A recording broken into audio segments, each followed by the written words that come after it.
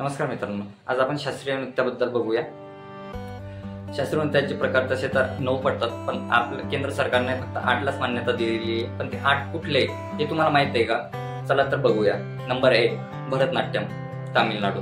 सर्वात प्राचीन आणि सर्वात जुना नावाने ओळखला जाणारा हा भरतनाट्यम हा एकमेव तामिळनाडू या राज्याचा क्लासिकल डान्स आहे। नंबर 2 कथक। कथक हा कुठला आहे? उत्तर प्रदेश।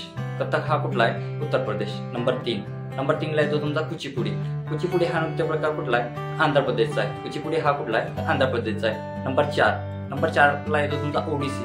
ओडिसी हा कुठला आहे? तर ओडिसाचा आहे। नंबर 5 ला येतो तुमचा कथकली।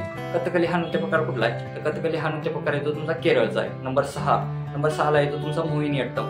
मोहिनीअट्टम हा नृत्य प्रकार कुठला आहे? माहिती आहे तुम्हाला? मोहिनीअट्टम हा नृत्य प्रकार आहे तुमचा केरळचा। नंबर 7 मणिपुरी।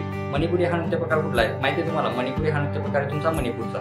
नंबर 8 सत्रिया। सत्रिया हा नृत्य प्रकार कुठला आहे? तर सत्रिया हा नृत्य प्रकार आहे तुमचा आसामचा। सत्रिया हा नृत्य प्रकार कुठला आहे?